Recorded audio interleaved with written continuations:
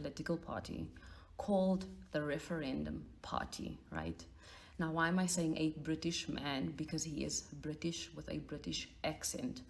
He does, however, have South African citizenship. What they're doing is they're blacking the back, they're busing the black people in from different provinces and bringing them into Cape Town and letting them vote in our area. How do they do that? They go up and they bust them in, and then they give them little plot numbers or whatever, and they go and register in certain areas. Be honest.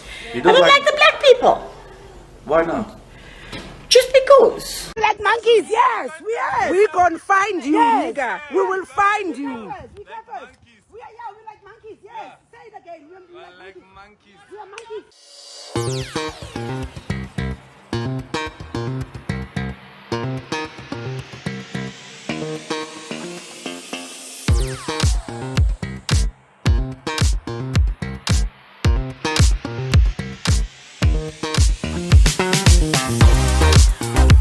Even when I'm in South Africa, they have a population known as coloreds, right? Mixed race. But they'll tell you in a minute, I am not African, I am colored. You know why?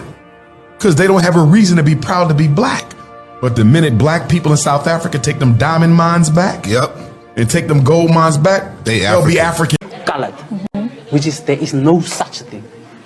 What is a colored? Because I can't see myself as a colored. Because that identity was forced onto me. The Korean sun was here first. This is our country. The country belongs to the country. So there's a reason why the Conco Conference. So the Conco Conference is, as you know, the Conco Conference, how the white people chose to make a living of generations to come of black people. It has been happening, but this was the most concerted effort. It's a conference that lasted about 3 months, where they were sitting, they were chopping down Africa. There was an intention to chop down Africa by the whites in Europe, of course led by the Belgians, who then became the most ruthless killers in the history of humanity. So the Congo was deprived of its resources, taken away from Africans to them. I want you to follow this. What they used is to fragment Africa into small, manageable pieces, so Africans will never unite, as it were. Here's the consistency here. They used it while they are dividing Africans, so for Africans to hate each other. So every time you see Africans, they must hate each other because they must see themselves as others, the others of what. Intentionally, I don't want to make this video long, and I've got few issues that I need to include in, and unfortunately it will have to be long. I don't know how long will it be, but let me try. So chief amongst this is this white, arrogant foreigner who came to Africa. We gave him a citizenship. He tells us what to do. The arrogance of which he does it.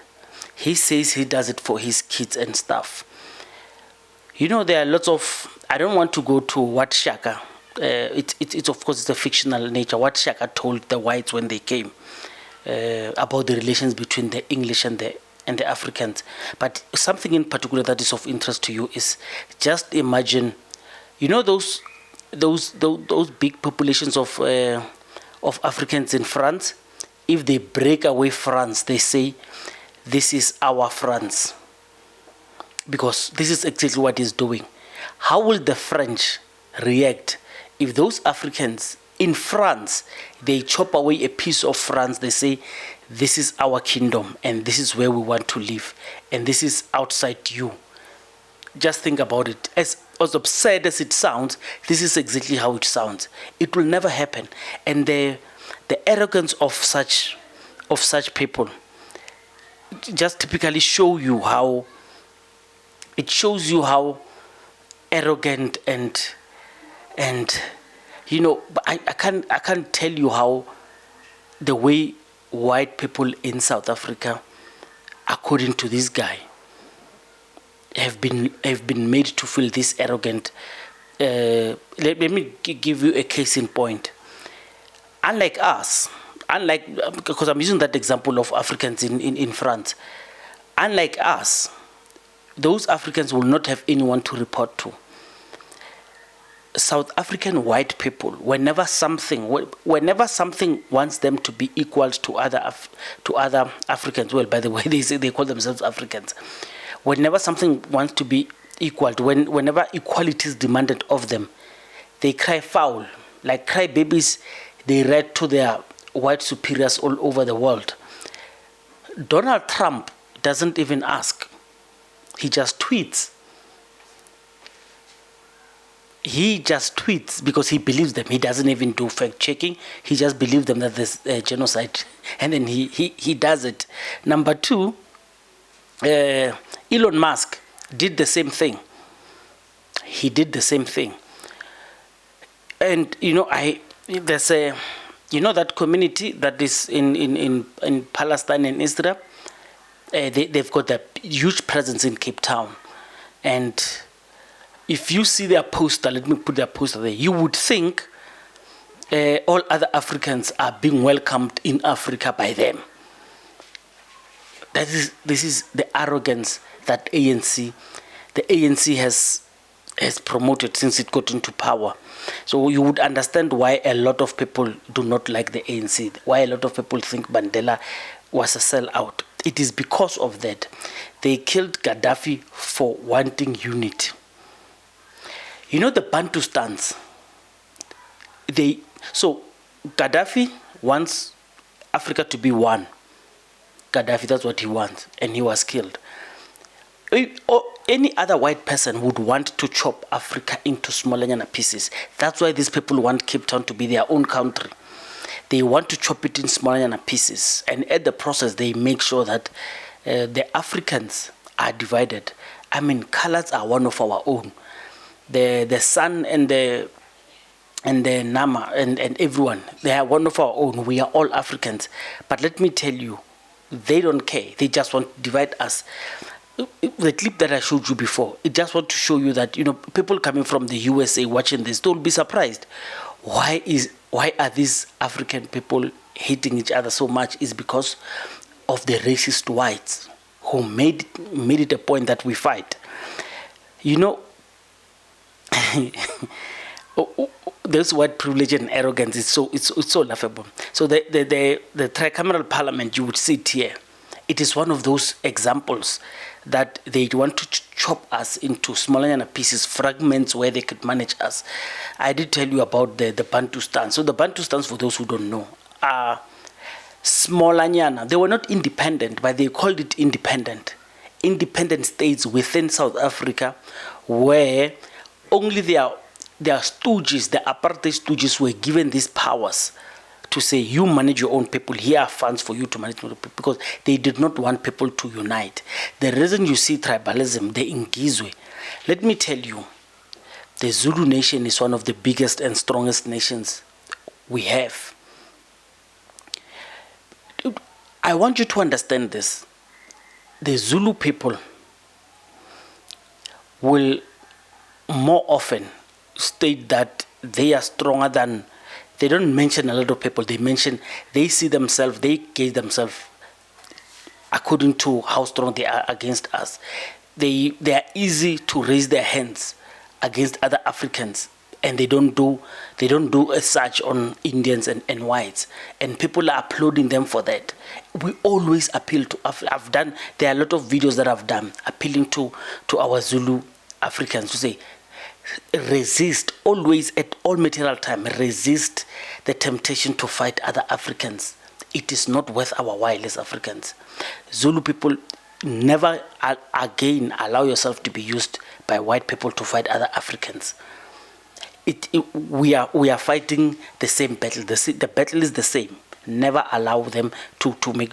So I spoke about the tricameral parliament. The reason white arrogance is, of course, the ANC. We had 4 provinces. You'll see the provinces here. And now they want to chop it into further. I don't want to talk about Jacob Zuma and his and his stance. I don't want to talk about him. The colors don't want black people. In a way, I don't blame them, because they were told this is their country, Cape Town, that is, and they have used that into advantage. The early 1990s, IFP and ANC, it's an example of how the white government sponsored the IFP, which was Zulu, which was a Zulu Kingdom, to fight them. And in doing that, what happened was, it is with that power that the Zulus have used, with the ammunition that were provided by the apartheid government, that allowed them to amass a lot of power, influence, and divide the Zulu nation. I've done lots of podcasts about this, and I don't want to dwell too much about it. It just shows you, when we have defragmented, what happens, and how the powers that be actually celebrate when we are divided. So, chopping away, we've already have a case in point in South Africa of a country within a country. It's called Orania. A lot of people clap hands for that. People forget that when the Zulu people went into a civil war, because it was a civil war, chief amongst them was to say they want their own kingdom. And this resurgence of this, it even happened as early as 2021. Remember the July strike in South Africa? They were saying they want their own kingdom. This thing of wanting their own kingdom, free determination, is a very dangerous thing, because we are taught not to unite. We are told unity is dangerous, and it's detrimental to a lot of things. So let me show you. If they were saying we must annex other countries, I would support it. And this is why I would support it. So, Botswana, it's a population it's a huge country. It's a population of around 2 million people. But there are more Botswana people living in South Africa than in Botswana.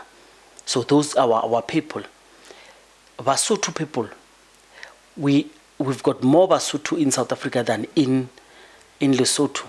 We've got more Amaswati in South Africa than in Swaziland. These are our people. We are one people. The Botswana Protectorate, the Basotho Protectorate, those were the British tactics of dividing all of us. You could go as far as Namibia. I have said in this podcast that Namibians are South Africans. By the way, they have a right to vote this year. They have IDs. Anyone wants to challenge me, I'll prove it to you. They've got IDs. They can vote in South Africa because they can vote in elections, and they have voted before. Those are Namibians, because they were once we were one country with Namibia. So, but that, all I'm saying here is, Kenneth Kaunda did not treat Barotse, the Barotseland people well. Barotseland people, Balozi, they speak Sesotho languages. They are on the western side of, you'll see the maps here. They are one of our own. And when they were given independence, they were promised things to say they're going to have their own country. That is very dangerous. And Kenneth Kaunda did not have it. And they were seen as victims. In a big scheme of things, I love them, and I encourage such things. But had they had their own kingdom, it would been the same as the Munyati River in Zimbabwe. It separates Bashona and Amandebele. Ndebele land and Mashona land are two separate. It's almost like two countries, Bulawayo and Harare. Those things, you would think it's unfair, but Africans must learn to unite to be strong. The more united we are, it doesn't make sense now, but if you sit down, you look at the numbers, the reason we are infiltrated is because we are not together. White people can call on other white people, like the United States, France, Germany, and everyone, just to come and protect us. By the way, white people know what they are doing is wrong. White people know that taking away Cape Town away from us Africans, it's wrong. They know. They will not even want to debate you, but they know it's wrong. They do it anyway. If we do something that they would call our people on us, and there will be war. As we speak, any African will take money to go and kill Traore, our African gem. People will go and kill him the same way they killed Sankara. It is because as Africans, the only thing we can do is to pray. Whenever we are under attack, whenever something is not fair, the only thing we have is to pray. White people can call out all other influential people all over the world to come and throw bombs and to kill us, to divide the nation more, to create more Cyril Ramaphosas, because Cyril Ramaphosa is their project. This is how dangerous it is for us as Africans. We've got no one to run to. Absolutely no one. So if we were to annex these countries, I'm up for it. Let's do it. Let's take out the countries. Let's be more. But chief amongst them is the fact that as Africans, we are not united. For the fact that colored people think they are not African. Don't confuse me saying colored people are not colored. It's a different matter. I'm saying colored people are Africans because they're here in Africa. And they are as black as I am. But they are colored. But they are one with us. And they must not allow these people to divide them. Because now whenever something happens, they say, no, but those are not your people. But by the way, I don't think as a unity we could allow Cape Town to be allowed to have a state of its own. But anyway, please tell me how you feel, what you feel, and continue subscribing. Let's grow the channel and engagement. Let's talk more. Let's talk more. Tell me how you feel about this, so we grow together. Thank you. I even vote for them, then vote for the ANC. I vote for anybody else but the ANC. And it's all colored people in Western Cape feeling like you feel? Most of them, the majority of the colored people in the Western Cape. So that means that ANC will never get this province? We hope not. But what they're doing is they're busing the black people in from different provinces and bringing them into Cape Town and letting them vote in our area. How do they do that? They go up and they bus them in, and then they give them little plot numbers or whatever, and they go and register in certain areas, and that is how they are able to vote in Cape Town. Yeah. Don't you like the ANC or don't you like the black ones? I would say I don't like, Be honest. You I don't like the black people. Why not? Just because. We were reared in... It's like that. I don't like black people either. There you go. So it's just, you don't like black people. I don't like black people. It's like me, I don't like... But you don't have a reason for it. Then it's just pure racism, no? It's not racism. It is how we were reared that way. And so you just don't like black people. Are they so different? I mean, am I so different of you? Is a black man a woman so different of you? Yes. In which ways? Enlighten me. They might have the education, they might have the money, they might have whatever. But the fact remains is they're still black. So what? So what? What? They're black. It's just, it's a... When I grew up as a young girl, we had apartheid era, and that is how we were reared. The white man, then the colored man, then the black man. And there's no sugar. White man, black. So yesterday, a British man by the name of Phil Craig launched a political party called the Referendum Party, right? Now, why am I saying a British man? Because he is British with a British accent. He does, however, have South African citizenship, right? Because you can only register a political party if you have citizenship. Now in South Africa, like a lot of other countries, you can acquire citizenship in two ways. It's either one, you've been in the country for a specific period of time, or two, you have enough money to invest in the country and start businesses, and then you can acquire citizenship that way. So I don't know how this British man acquired citizenship, so it could be either or. That's one. So the Referendum Party is basically Cape independence. So a few years ago, the same gentleman, Phil Craig, had pushed the movement for Cape independence, which was for Cape Town or the Western Cape to become an independent country. So what that means is that I have family in Cape Town, right? And I have family in the Northwest. I have family in the Northern Cape, right? Right now, we are all South African citizens. If they are able to get this going and separate the Western Cape from South Africa, then my family in Cape Town will now have a different nationality, and it will require me to have a passport and apply for a visa in order for me to now go to Cape Town or visit any of my family members in the Western Cape, right? Because they want to have their own country in the Western Cape. Now, a few months ago, in June, I think, the DA had pushed for a specific bill that was similar to Cape independence, but they did not paint it as Cape independence. They said that they were looking for the autonomy to rule the Western Cape in a manner that does not allow the ANC government to interfere with certain things. Now, keep in mind that provincial governments actually have a lot of power, right?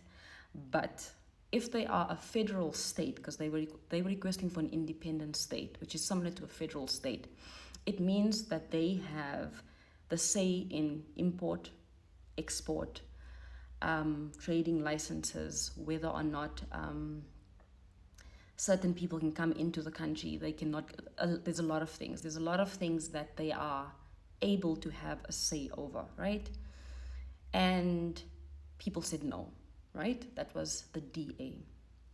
When you go to the DA's website and when you read the DA's manifestos and a lot of what it is that they've been speaking about, they've been pushing towards a federal state as well. Whether or not they structure it in that manner that they're looking for an independent state or a federal state that's not the question. They are looking for that. They just don't know how to say it, right? Because they do have a large enough following that could argue that. So now you've got the Referendum Party and you've got the DA.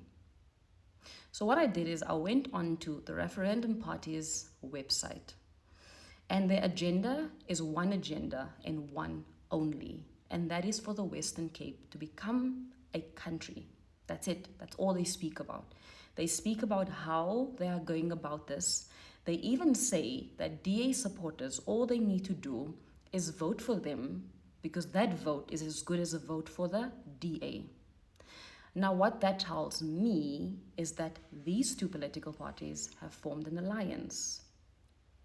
And through that, the Arabs have successfully done to North Africa what it is that the Afrikaners try to do to South Africa.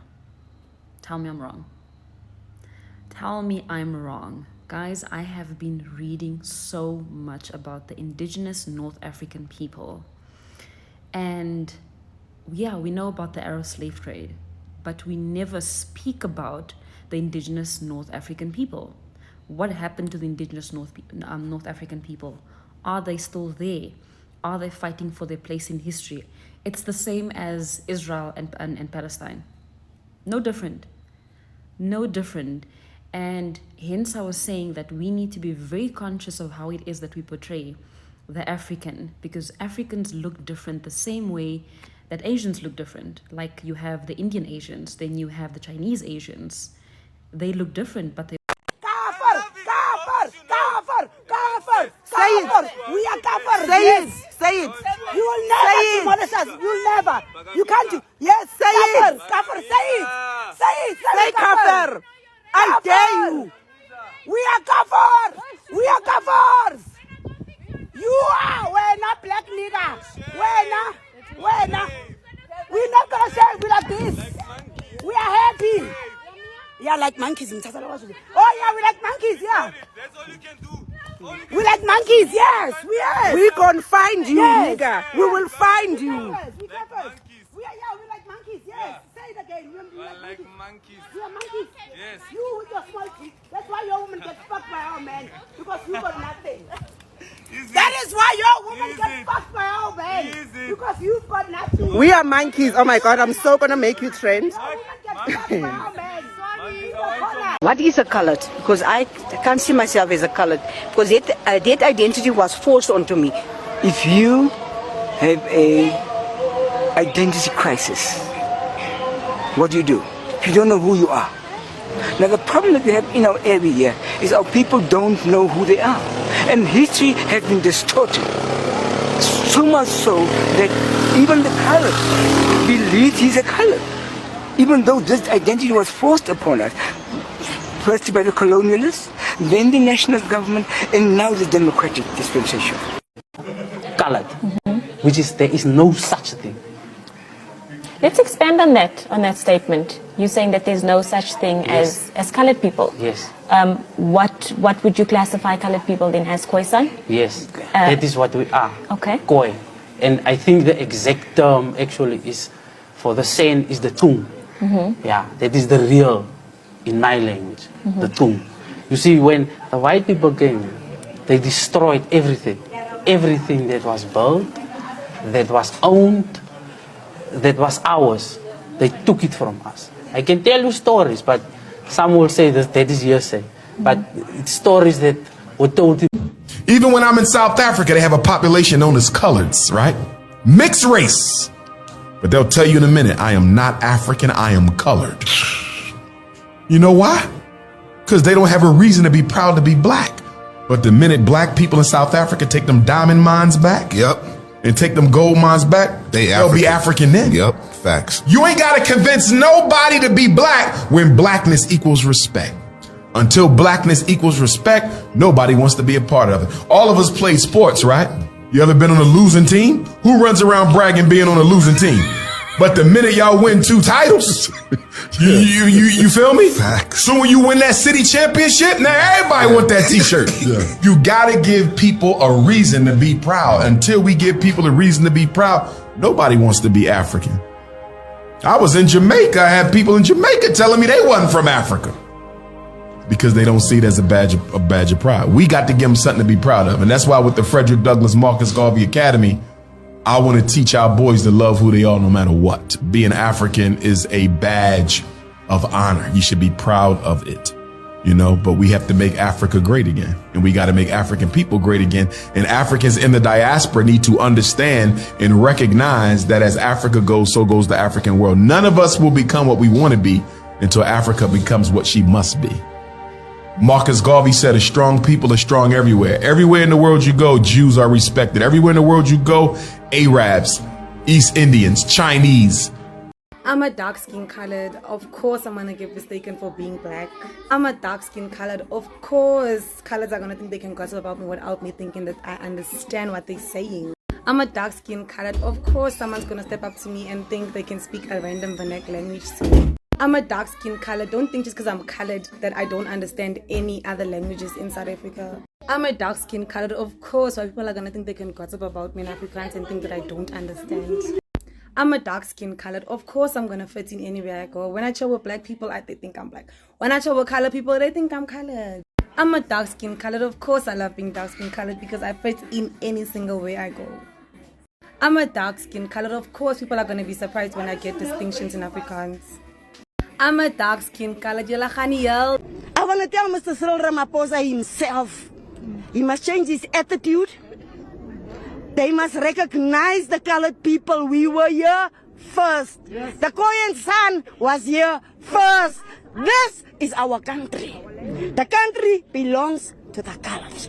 What would you say, Ma, to those that say perhaps this might have some racial undertones to it? No, we are not racist. We are not racist.